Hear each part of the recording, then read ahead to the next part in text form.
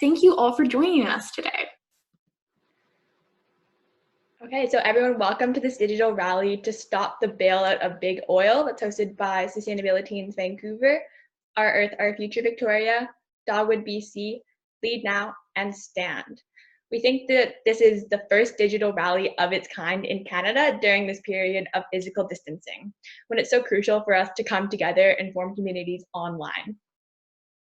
Yeah, and like Sam just said, we're so excited to see everyone here today. My name is Emma Jane, and I'm a grade 12 student and climate organizer with Our Earth, Our Future here in Victoria on the homelands of the Lusanic peoples and the Lekwungen-speaking peoples, which include the Songhees and Esquimalt nations.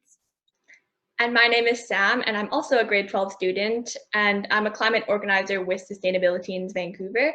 And for my whole life, I've lived on the unceded ancestral territories of the Coast Salish people, the Musqueam, the Squamish, and the Tsleil-Waututh nations, also known as Vancouver. We recognize that people are joining us from all over the country, as we saw, but we wanted to acknowledge the lands where we too are speaking from and ask all of you to do the same wherever you are. So now I'm going to speak a little bit about some housekeeping things, or I guess you could say like Zoom keeping things. So it's time to turn your camera on so we can all see people here at this rally just like we would in the streets together. To turn your camera on, there is a button on the bottom left corner of your screen if you're on a computer or a phone. On the top right, there is a button that says Speaker View. Click to see the person who is speaking. If you're on a phone, you can swipe to see more faces. If you have questions during the rally, send your questions to questions@leadnow.ca. We will not be able to answer all of them, but if we see themes emerging, we will do our best to have your questions answered by our MPs. You'll have a chance throughout the rally to participate in polls, ask questions, and take photos to amplify the rally on social media. And so now we're going to have Alexandra from Dogwood, who's going to explain a little bit about why we're all here today. Hi, everyone. Let me tell you, it is so good to see all your faces out there together from our kitchen tables. Sometimes technology is a truly beautiful thing. So yeah, we are all gathered today in this totally unique way to send a message to the federal government to bail out workers, not big oil's billionaire CEOs, to protect Canadian communities, not oil company profits, and to save lives, not failing pipelines.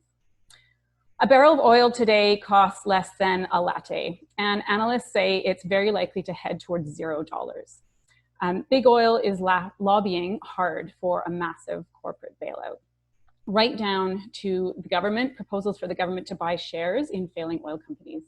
Yes, we absolutely need to support struggling oil and gas workers, as we do all workers who are trying to weather this storm that we're all going through right now. But a sweetheart deal for oil company execs and shareholders trying to prop up a sunset industry, we are here to say, no way, not on our watch. This is the richest industry on earth. We need every single public dollar available to save lives and rebuild a cleaner, more resilient future. Because of course, that other crisis, climate change, is not going anywhere. In this moment, when the global economy has been shuttered, in humanity's collective battle against this virus, politicians must seize this opportunity to change course when we start back up again. We need to put people back to work building massive solar farms and wind farms, not pipelines. We need to invest in the jobs of the future, not the jobs of the past. So last week, the finance minister said that a bailout for big oil was coming within days or hours. And people like you and thousands like you and hundreds of academics and organizations across Canada representing over millions of Canadians sprang into action. We got no announcement last week. On Tuesday, we heard again that this was coming, but still nothing. And that means that the government is feeling the pressure to do the right thing. And we are here today to crank up the heat together even more. It's so great that we've got MPs from representing the Liberals, the NDP, and the Greens with us today, ready to take our message together back to the heart of government decision-making. Invest in people, not polluters. So we're at a totally unprecedented moment in history. And you know, we're here at our kitchen tables. We have changed literally everything about our daily lives overnight. And politics is happening completely differently too. Things we couldn't imagine even a few weeks ago are unfolding before our very eyes. And the way I see it, we're all experiencing this differently, but I feel like a different future is waiting for us once we open our doors again and step outside into the light. So I'm super excited about today. I'm excited about all that we're going to hear. So let's do this, and over to you, Sam. Thank you so much for that background and like really important information, Alexandra. So in the next hour, we're going to be hearing from some amazing speakers like CUFI Chief Judy Wilson, Zipporah Berman, Cherry Toy, and MPs Elizabeth May, Laurel Collins, and Nathaniel Erskine-Smith. So I would like to introduce our first speaker, who is CUFI, or Chief Judy Wilson, and who is the elected chief of the Nisconnet Nation near Kamloops, BC, and is the Secretary-Treasurer of the Union of BC Indian Chiefs. She is such an inspirational speaker who we're honored to have with us today. So everyone, from the comfort of your own homes, please give a nice warm welcome to CUFI Judy Wilson. White Kukwatep request. Thank you so much for inviting me to the first ever digital rally. My life wouldn't be the same if I wasn't in a rally for the week or doing something. You know, this isolation is really difficult, but I think it's a time for introspect for all of our peoples around the world globally. We can see some of the changes that our isolation and our behavioral changes and how we're treating Mother Earth and the water over in you know, China. They're actually seeing some the sky finally, and over in Italy they can see the water getting crystal clear now, and also in the U.S. a lot of the pollution is stopping because of the less cars being on the road, but that's not enough. Clearly, there seems to be a government push still to rely on big oil and dirty fossil fuel oil and gas. It's continuing. The pipelines are continuing through our territory. I just sent a letter out to Trudeau again about, you know, the construction, the concern that with the COVID virus, the construction of the man camps are continuing. The Union BC Indian Chiefs sent a letter out in regard to Coastal GasLink and COVID virus and the continued man camps and the exposure they're going to be giving to our communities. And same with Site C. So the COVID virus seems to apply to everyone about the physical and social distancing and the COVID measures and precautions, but it doesn't seem to apply to big industry or oil and gas or the man camps. So that's a very contradictory, it tells you where the investment of the government really is. It's in the industry and it's in big oil, it's not in the people. So I think this rally was timely, and we'll continue the work we do. We do need each other.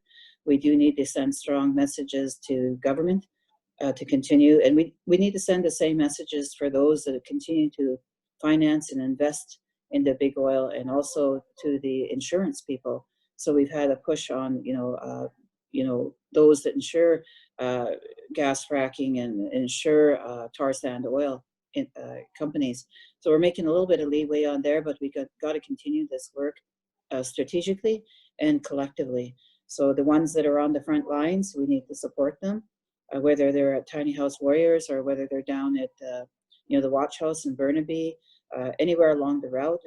You know, there's many nations along the route from Trans-Canada, or the Trans Mountain, I mean. And also the Coastal GasLink. I think of the Wet'suwet'en, who are still continuing, even though the province is saying they're going to do a reconciliation type of agreement. The federal government, Mr. Carolyn Bennett, you know, it did not include Coastal GasLink, so we still have to be vigilant on that. We still have to support the matriarchs, the ones on the front line, the matriarchs who were torn physically and handcuffed and removed from their sacred fire. That just happened last month. And, you know, we can't forget those things that happened to our land defenders and our water defenders. And we have to continue that. There was a human rights symposium held at TRU. It was the last type of gathering before all of this isolation and lockdown happened with the COVID virus. There was a lot of youth that came there. There was a lot of the Wet'suwet'en, Gujau.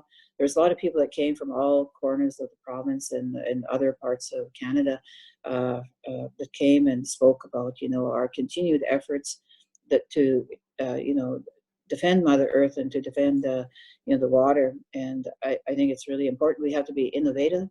like this, the digital rally, to share information, to look at the strategic ways we're going to get a clear message to the government, because clearly they're not listening.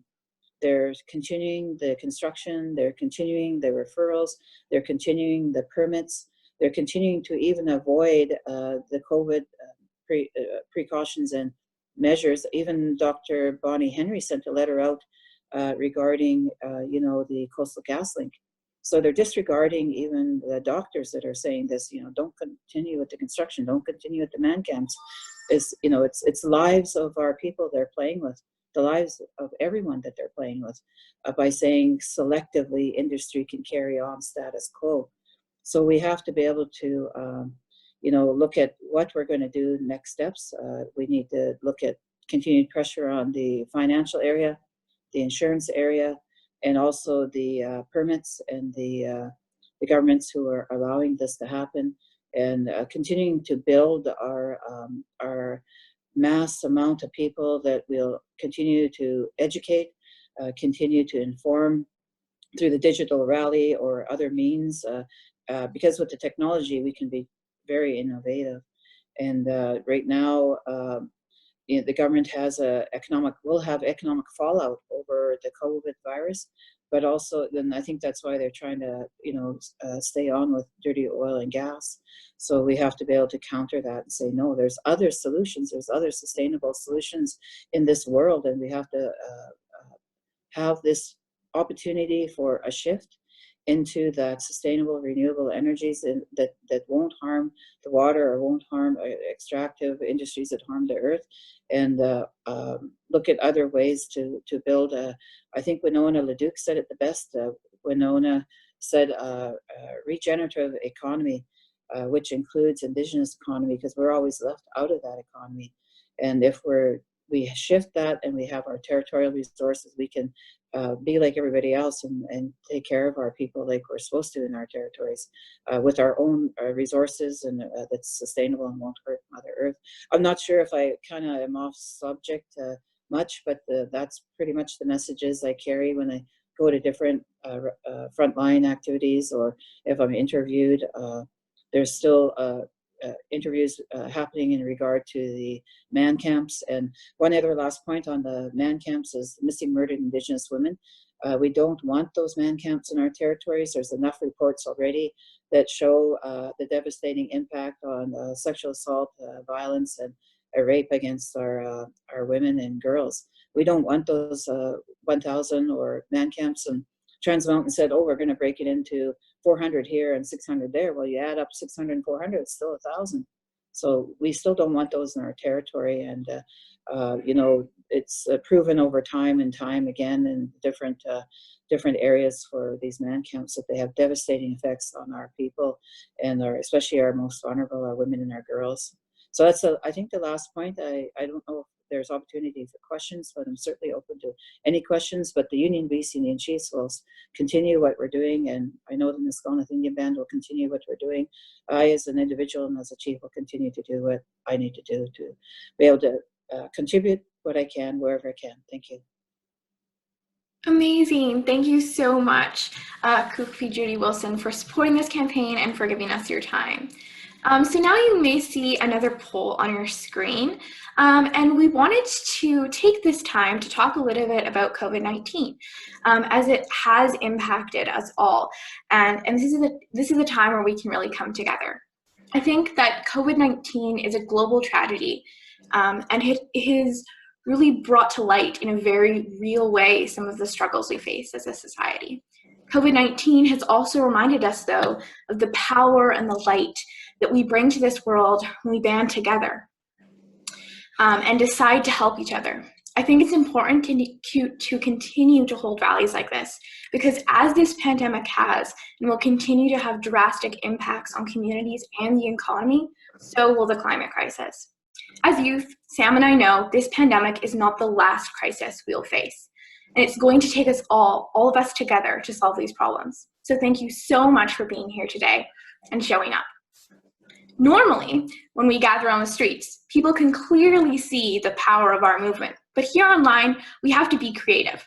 So we're going to take a moment to take an innovative group photo Soleil from Stand is going to scroll through each of the screens on Zoom and take screenshots of your faces. So get your sign and pose ready.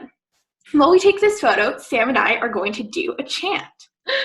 So normally we would do a chant with all of you all together, but for now we're just going to leave everybody unmuted, and Emma Jane and I are going to just repeat after each other and do the chant. And we would love it if all of you just joined us as well from your own homes and just like yelled into your computer screen. That would be amazing. Okay, ready? Yeah. What does it say? We We believe. We believe. We believe that. We believe that. We believe that we. We believe that we. We believe that we will. We believe that we will. We believe that we will win. We believe that we will win. We believe that we will win. We believe that we will win. Yay! Thank you everybody for participating in that. Thank you, Kufi Judy Wilson, for joining in as well. Yeah, so thank you so much, everyone. That was really cool. And our team member Soleil got some really cool screenshots of us, and we'll be sharing these photos with all of you afterwards. But for now, we're going to be moving on to the next speaker.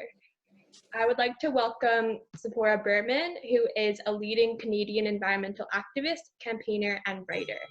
As many of you probably already know, she is renowned for her role as one of the key organizers of the logging blockades in Clayoquot Sound, and she is STAND's International Program Director. So please give a warm welcome to Sephora Berman. Thank you so much. And thank you so much to everyone who organized this. Your creativity and dedication in this difficult time is really inspiring. I'm getting really choked up by flipping through the screens and seeing all the people together. These are confusing and difficult times. And, you know, I've long felt that action is really the antidote of despair. I've been thinking a lot today about this rally and themes for reflection as we're all sheltering in place. And I think, you know, I've been thinking a lot about fairness, about security, about compassion and hope. The challenges that we face today, from the pandemic to the fires, to the floods and storms that are sweeping the globe, have put the inequalities in our economic system and political structures in stark relief. Yet we can see right now how the people that are facing the gravest consequences of these multiple global threats are those with the least resources and capacity to deal with them. We desperately need responses right now from our decision makers that address the most vulnerable and address these inequalities. And at these rare moments in history, as we're designing stimulus packages, we have an opportunity to create the world that we want, to direct funds and efforts to rebuild and restructure so that our systems, our infrastructure are more resilient, that we address multiple crises that we face, and that we leave no one behind. So how do we do that?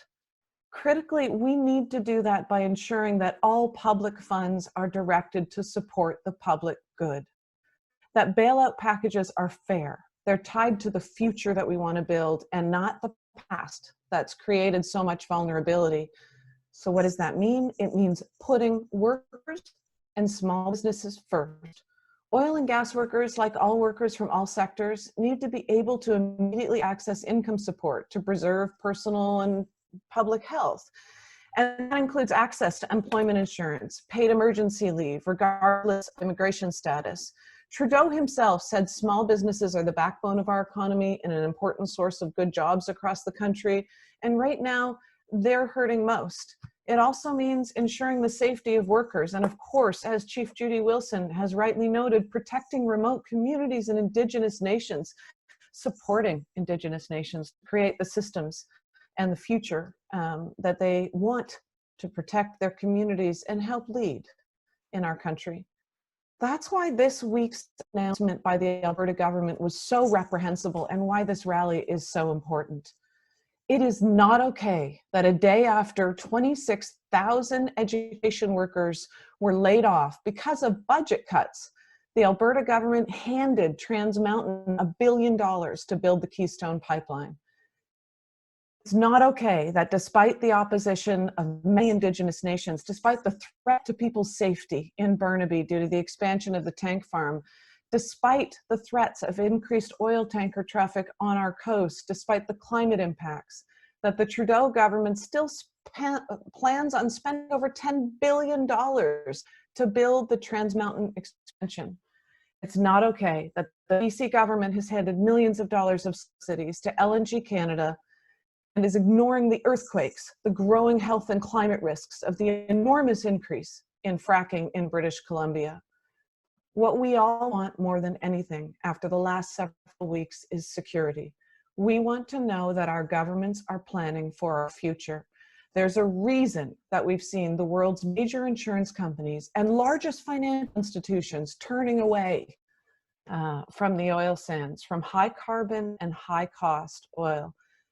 Over the last several years, some of the biggest banks and insurance financiers in the world, HSBC, BNP Paribas, Natix, ING, insurance and investment giant AXA, and Sweden's largest pension fund, A7, have confirmed that they would be no longer financing tar sands projects, including the Keystone Pipeline. Just 3 months ago, Larry Fink, the CEO of investment firm BlackRock, which manages $6 trillion in assets, one of the most influential investors in the world, wrote that climate risk is investment risk, and announced his company would be exiting investments that present a high sustainability related risk. Obviously, Kenny didn't get Fink's memo, or more likely he didn't bother to read it and refused to internalize the truth that Fink laid out. The fact is that the world is changing and our governments need to change with it. This week, even the International Energy Agency, which is no enemy of the oil and gas industry, encouraged governments to put clean energy at the heart of any stimulus plan to counter the coronavirus. If COVID-19 teaches us anything, it's that we need to adequately assess future risks to society and then act quickly to prevent them or decrease their severity. The world is changing, financial markets are waking up, the prices for renewable energy continue to drop, the gains in battery storage, the electrification of transport, it's astounding. Dozens of countries have passed laws to ban the fossil fuel car in our lifetimes. This is a tipping point moment. Canada can be at the forefront of that change, but it's not going to be easy. And it will happen because of your courage and your persistence calling for government to create cleaner and safer systems. So never doubt the amount of change that can happen in our lifetimes. When I first started working on environmental campaigns, we didn't have any internet. My first cell phone was the size of a brick. It required its own briefcase. History is made by those who show up. Today you showed up. If we're going to ensure our governments do the right thing, we're going to need to show up again and again. So when you hear, make a commitment to yourself. Plan 2 more things that you're planning on doing. A call or letter to your MP, organizing with your family or your friends or your organizations. We have a steep challenge in Canada.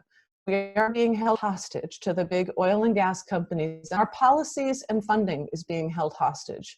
We need to be louder, we need to be more organized and more persistent than the oil and gas industry executives have the ear of our government. But we can do that. And the tech mine cancellation happened in large part because of you, because of the thousands of letters and calls to MPs, and because of the letters to the editors that managed to cut through the millions of dollars of ads and lobbying from those who stand to benefit. So if there are any government reps listening today, oil industry executives listening today, know that we will continue to show up. Last year, 1 million people marched in Canada for climate justice. We're in our homes now, but we're still holding you accountable. We're watching, we're connected, and we're organizing. And as the world heats up, so is our movement, and you need to keep up. What's good policy yesterday, a carbon price, a phase out of coal, those are great things. But the fastest growing emissions in Canada and the largest source of emissions in Canada is now oil and gas production. So we're saying no. We're saying no to TMX, to Keystone, to LNG Canada, and increasingly your investors are saying no to, and we're saying yes. And we're saying yes to working with you for the future that we want. So today we're confined in our homes, but we're still organizing. We are students and teachers and scientists and union members and more. We're parents and grandparents, students, we're voters. And we will continue to organize online, eventually back in the streets, in the courtrooms, and in the legislature. And I want to end with two thoughts on compassion and hope. For those who work in the oil and gas industry in Canada, we're all in this together. No one is saying shut down the industry overnight. This movement is dedicated to ensuring a just transition. What we're saying at this moment in history is we need to stop the expansion now. We need to begin to wind down and make sure you and your families are supported. And to all of you who joined today, history is made by those who show up, and today you showed up. You give me hope. And make no mistake about it, hope is not something people just magically have. Hope is something that we create together. And today, by showing up, we gave each other that gift of hope. Thank you.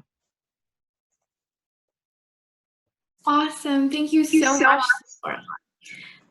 Up next, we have Cherry from Lead Now. She has been really crucial to the planning of this event, so please join me in giving her a warm welcome.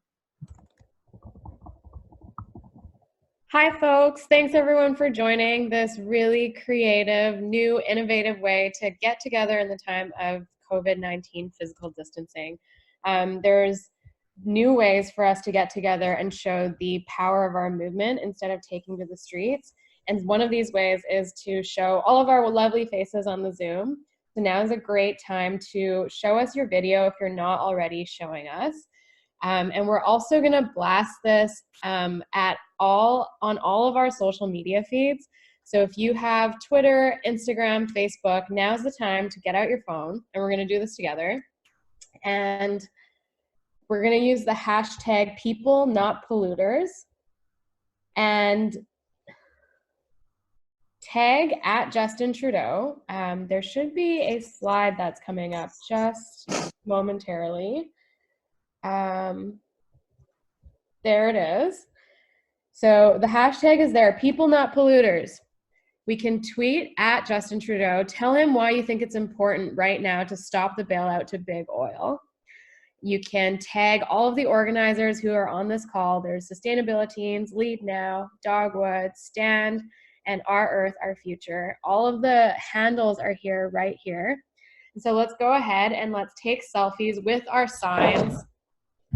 And we'll send it to Justin Trudeau, and we'll tag him and tell him today that there should be no bailout in time of COVID-19 to big oil execs, big oil CEOs, when workers and impacted communities need it most. So I'm going to go ahead. Let's all get our posters up, selfies.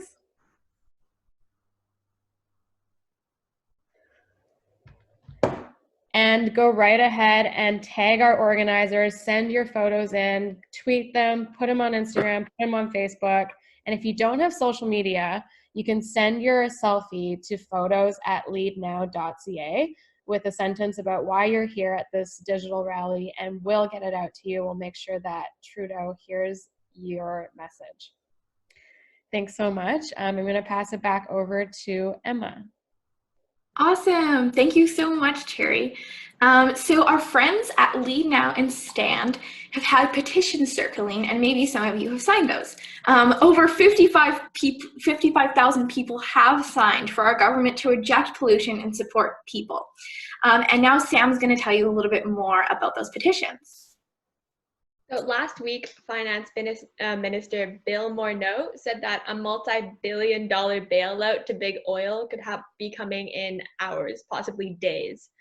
That prompted Stand and Lead Now to launch campaigns that called directly on the federal government to waste no time in giving economic relief directly to workers and communities, not bailing out a dying industry or propping up failing pipelines that would lock us into many more years of climate destruction. So far, over 55,000 people have joined the campaign to call on Trudeau and Cabinet to stop the bailout. Today, we have MPs from the Green Party, the Liberal Party, and the NDP who are here to receive our signatures and take our message to Ottawa. So join me in giving a warm welcome to the MPs who have joined us to listen to our demands and are ready to receive our petition. We have Laurel Collins, she's a member of Parliament for Victoria and the environment critic for the NDP. We have Elizabeth May, she's the member of Parliament for Santa Claus Island and the parliamentary leader for the Green Party. And we also have Nathaniel Erskine-Smith, who is the Liberal MP for Beaches East York. Now, Kai from Dogwood is going to send those petitions directly to you as MPs.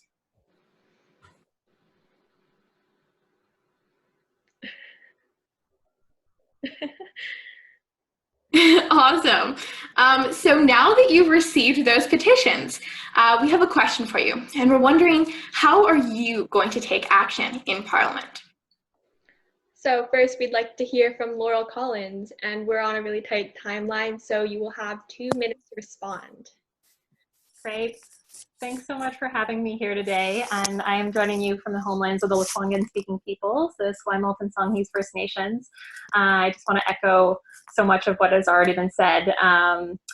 But yeah, I think, you know, what you are asking for here today is what we have been pushing for. It is a bailout for people and communities, not corporations. We have seen, you know, so often bailouts go into lining the pockets of CEOs and shareholders. And so we are going to be in Parliament. We'll have representatives because I'm out here on the West Coast. When Parliament's recalled right now, it's just 3 of our NDP MPs who go. And I've been speaking to them. We are all on the same page that we need to make sure that any money that is invested goes towards workers, goes towards communities, goes towards jobs and wage protection, and none of it is going to CEO bonuses. None of it is going to stock buybacks. None of it is going to this kind of corporation bailout rather than a bailout of people. And I just want to add that so many of the words that I heard spoken today by Chief Judy Wilson are so important for us to take forward. You know, I've been up in the House speaking about man camps, and I'm going to be continuing to call on this government to follow through on the recommendations of the inquiry into missing and murdered Indigenous women, that we need right now to get direct support to people who are struggling, but we also need to be thinking, as Tabora had spoken about what this means for the future. What is a just stimulus package, and how can we ensure that we are taking the steps that are going to create the kind of good, sustainable jobs that ensure a livable planet? That's something I'm deeply committed to, and I will be continuing to fight in Parliament for. And I just want to thank everyone again for showing up. It's incredible to see your faces, and thanks to all the organizers. Great. Awesome, thank you. Yeah, thank you so much for that. Next, I would like to call on Elizabeth May to respond to our question. How will you take action? And remember, we'll have 2 minutes to respond. Thank you. First of all, I want to raise my hands to all of you collected today. I just look at 629 participants on a Zoom, and I think that's amazing. Thank you for being here. Haishka Siam, I'm on the traditional territory of Wasanak Nation in Coast Salish territory. And I want to say that what's happening right now is remarkable. So I want to share that Parliament is still happening even though we're not physically there. In the last number of days, I've picked up the phone, I've been on email, I've been talking to a lot of ministers, a lot of people within government to say you can't bail out big oil. We can't do this now. Those of us who live in British Columbia have to remember that keeping the man camp running at Site C, that's John Horgan, tell him to shut it down. We have our public health officer, Dr. Bonnie Henry, saying shut it down. We need to move on this. The Wet'suwet'en can't meet in their traditional territory to deal with the accord that was negotiated right before COVID-19 hit. But the workers of Coastal GasLink are plowing ahead. These are BC decisions as well as federal government decisions. Shut down the man camps. Do it now. Listen to the BC Union of Indian Chiefs and act now. As for the bailout, it should be, as Sephora said, We're not against oil and gas workers. These guys need to feed their families. Put them to work cleaning up the toxic oil sand mess. Put them to work cleaning up the 100,000 abandoned and orphaned oil wells. Put them to work doing things that do not promote expansion of fossil fuels. We have to recognize the world of climate action just had a really big blow, but is it an opportunity? We have to think about, what does it mean that COP26 is postponed till 2021? What does it mean that we have more time to make sure Canada's climate target is aligned with 1.5 degrees Celsius? We have to remember 1.5 to stay alive. We don't play around with these numbers. They aren't negotiable. And science is science. We have to use what we're learning in COVID-19. When politicians say, we can't give you as much as you want, Green Party, you want too much. Say, did you say, the public health officers, we can't give you 6 feet social distancing? We can only go to 3 feet. We have to compromise. You can't compromise on viral science. You can't compromise on science.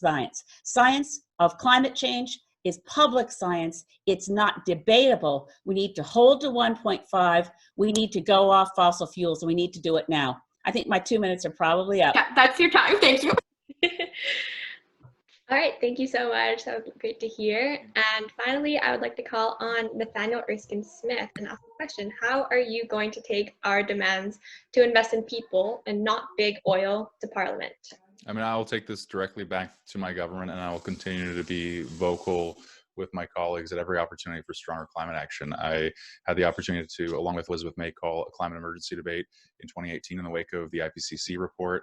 I introduced a bill for net zero in Parliament that then became a central plank in our platform. And I have subsequently raised attention and concern about big projects that jeopardize, including tech, but projects that jeopardize that net zero commitment. So at every opportunity, I will continue to be an advocate for stronger climate action, and I will take back the concerns I already have. I mean, I've been in conversations with the finance minister's team about the Globe and Mail article that indicated there would be bailout of oil and gas more broadly, and obviously we see politicians in Alberta call for a more TARP-style bailout, which completely opposed to here as a representative from Beaches East York. I think Elizabeth's right that when we look at support for workers in this time, we have to look at putting people to work, and there are ways of doing that in the oil and gas sector in terms of cleaning up orphan wells. But more than that, we need to look at public investments in a transition. And so that means supporting workers in reskilling where it's possible to do so. And we need to fundamentally look to what the executive director of the IEA has recently called for, which is investing incredible public dollars, serious public investment in the clean transition when it comes to clean energy. And we face a real challenge with bottomed out oil prices. Let's not kid ourselves. This makes it harder to tackle climate change. And so there are challenges ahead. We've made a lot of progress in the last 4 or 5 years. We went from 815 megaton projected emissions for 2030 down to 592. Are we where we need to be? Absolutely no. We need to double down on it. And here is an opportunity for public investment on the way out of this global pandemic to invest in our future. Awesome. Thank you so much for your responses. Sam and I and the rest of us here today are counting on you to continue to take bold action. And now I'm going to pass it back to Sam. Yeah, I just wanted to say another thank you to these 3 MPs and our speakers for joining us today. This is a really crucial moment in history where we must take decisive, bold action against big oil and begin fighting for people. Thank you all for being here today, and I think our message was made really loud and clear. The government must start investing in people, not polluters. Our event, we're going to be moving into a question and answer period with our speakers from today, and I would encourage all of you to send your questions to questions@leadnow.ca. So everyone can send your questions that you have for any of the speakers there right now. So again, questions@leadnow.ca. And from there, we are going to move into our question and answer period.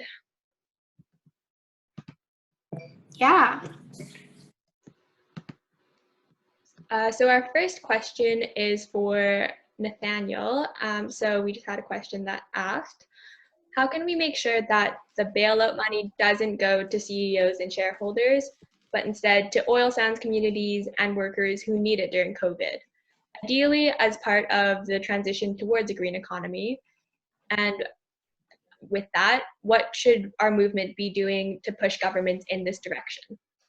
I mean, I think events like this are incredibly important.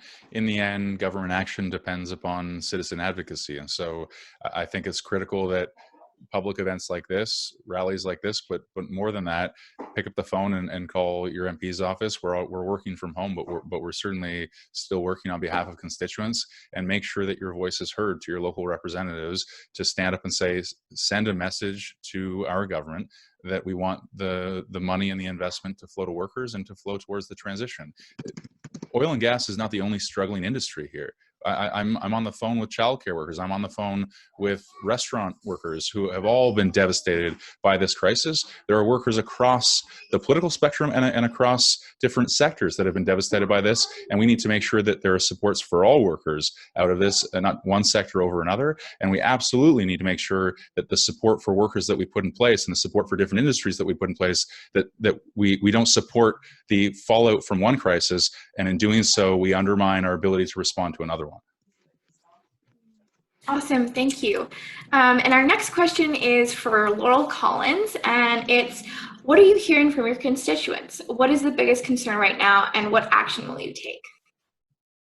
Thanks so much for the question. And, you know, I just actually hosted a town hall, and we had about 7,000 people pick up the phone. It was a telephone town hall, and hundreds of them stayed on for the whole thing. The key themes that I heard in that call, one was, am I going to be eligible for the supports that are coming out?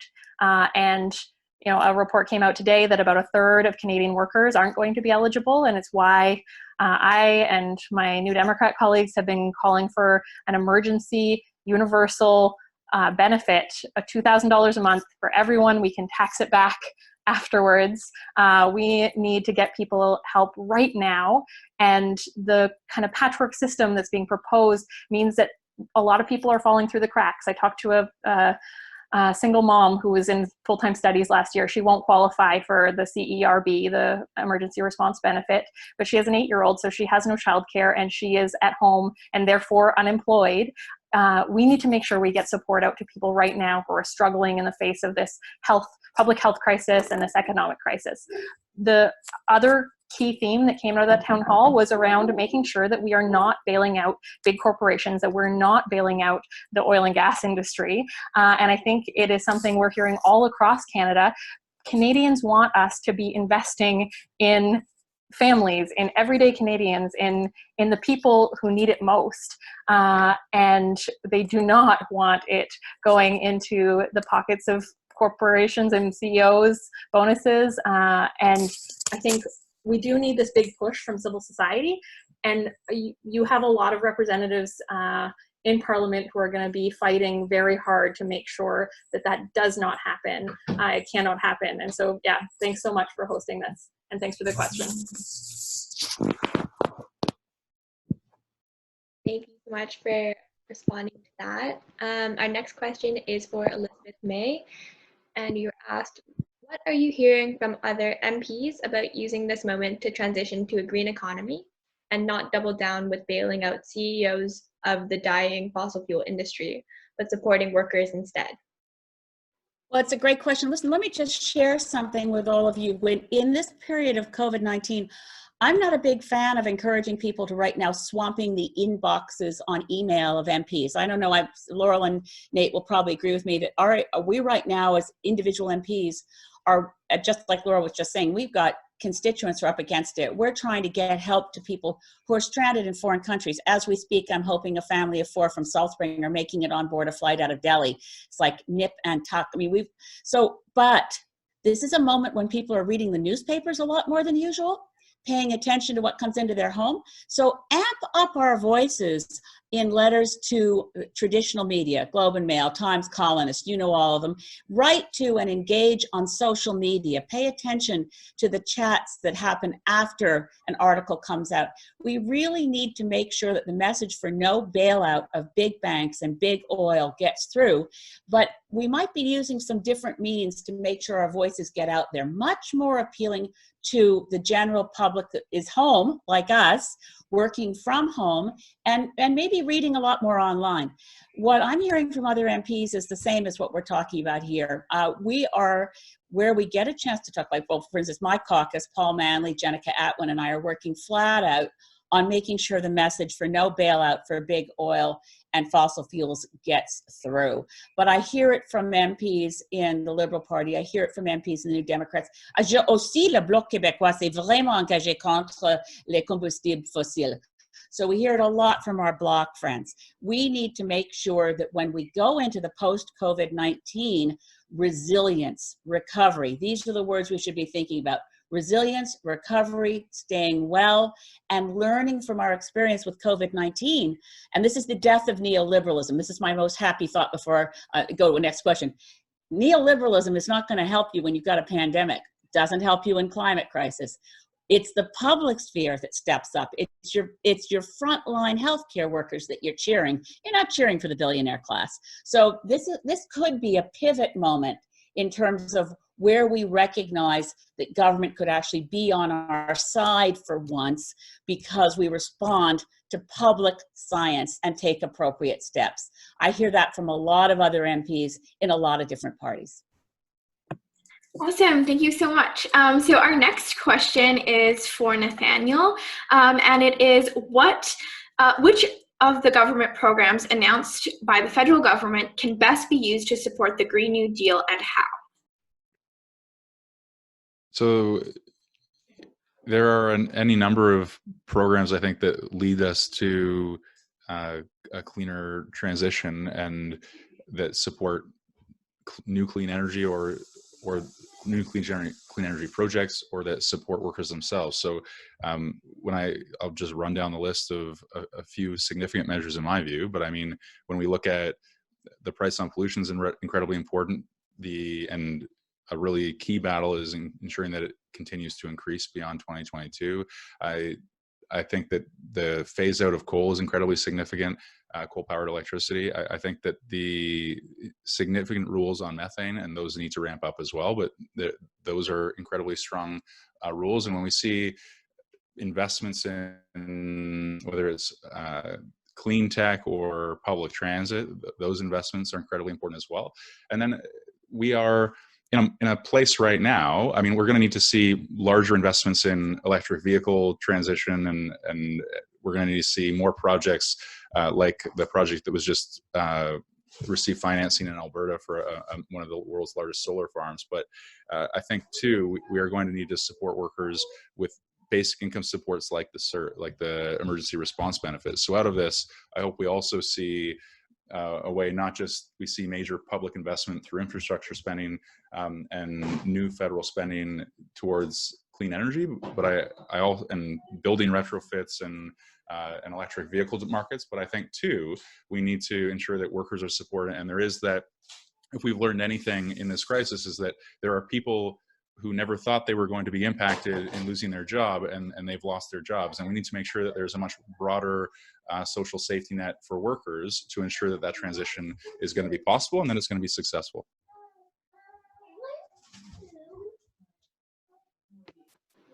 All right, thank you so much. Our next question is for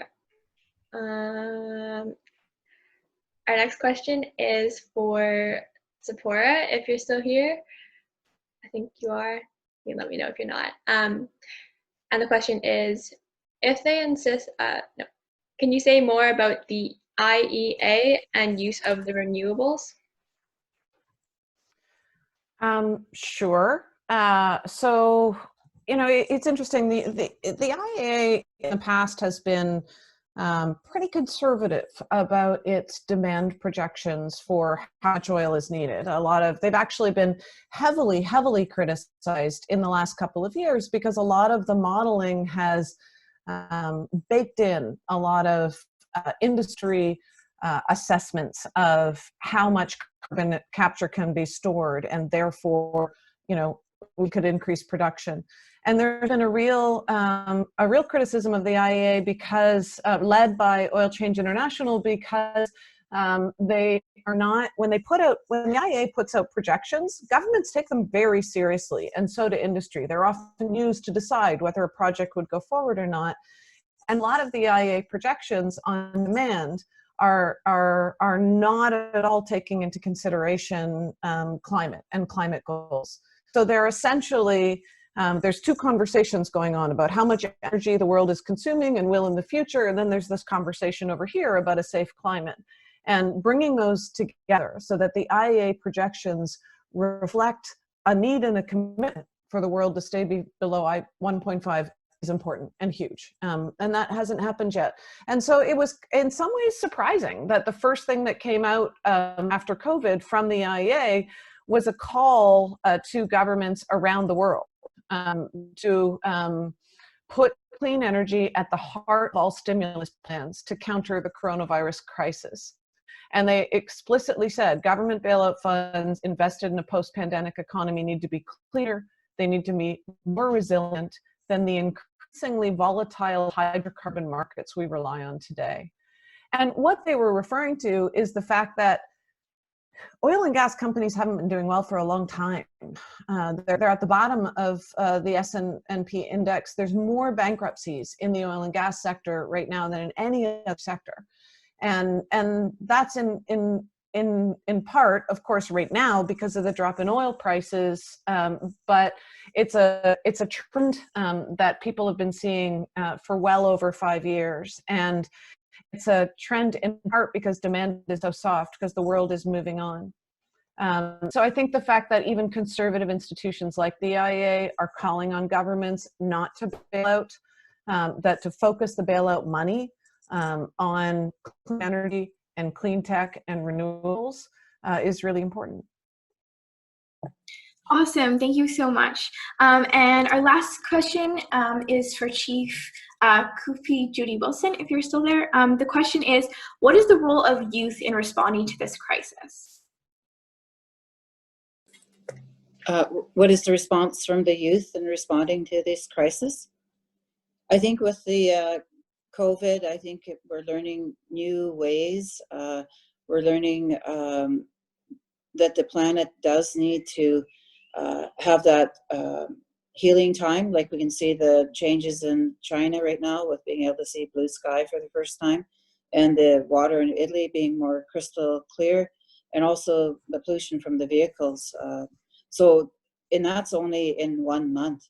Imagine what we could do if these changes were made, moving forward for all of us, and especially with big oil saying, they don't think, with dealing with these big issues that there could be a change. Positively, it's been shown we can make those big changes, and we can make them within a month. We can make them immediately. So the economy does have to change the current path that they're on. And Elizabeth May talked about very strongly, that there is opportunities for that, but we have to weigh in and make that direction happen, not continuing to rely on the data that only creates the profit for 1% or government that we don't know what they're going to invest in. Look, like they invested in Trans Mountain, which clearly was a poor investment on behalf of all our Canadian people. It's investing in dirty oil, fuel, and gas, and that's not the direction we want to go in. So clearly we have to change the direction we're going in. And the youth are tremendous. I was out in Parliament, out in Victoria, with many of the youth who are very educated, very well informed, and very committed and very innovative. And I was really proud to stand with those youth, and I'll continue to stand with them in all the things that they do. And they're our new leaders. they're the ones that are leading the way on this. Even with this call today, many of our organizers are very young people, and they're picking up that next wave of generations that are going to make these changes, because we can't having government continue the destructive colonial paths that they're on. We have to have a new economy. We have to have new government. We have to have new leadership at the forefront on all these issues. So thank you for asking that question.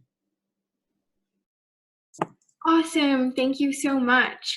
So now, just before we close, you should see another poll on your screen, and it's, did you tweet or send a photo to photos@leadnow.ca? Thank you so much to everyone who came.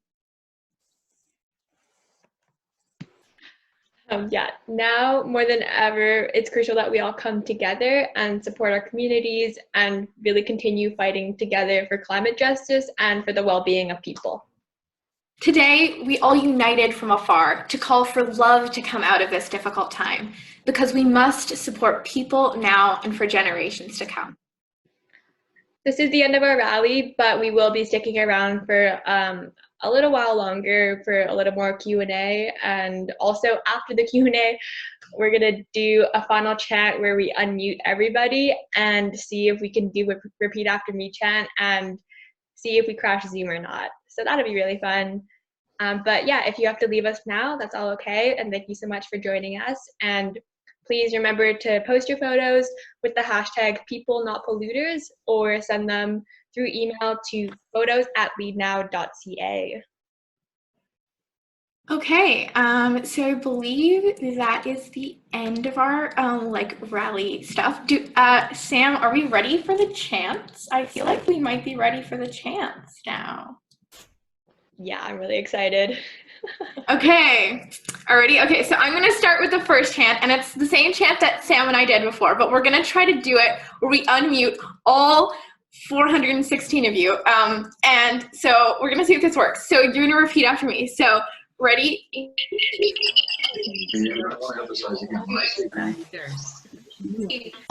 just asking you to do it.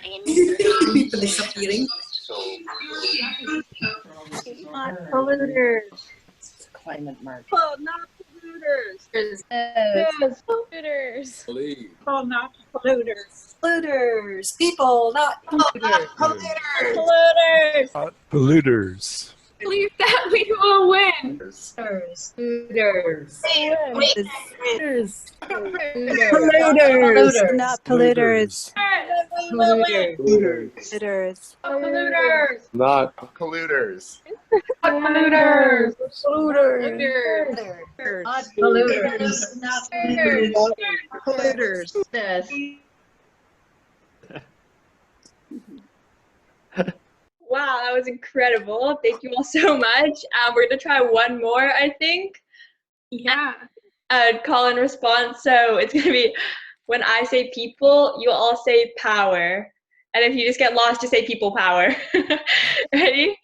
Call and response. So it's gonna be People power. People power. You're down yonder point out the bush, eh? Power. Okay, that was absolutely incredible. And we're still standing here on Zoom. I think that's pretty impressive. We didn't actually crash the system like I thought we would. So thank you everybody so much for joining us today. And I believe this is the end of our rally. Yeah, thank you so much, and continue to use the hashtag People Not Polluters. We'll be retweeting and reposting all of your photos. And yeah, thank you so much for everyone who joined us today. It was so amazing to see your wonderful faces and to hold a rally in this strange time. And we are wishing all the health and best wishes to all of you. So thank you.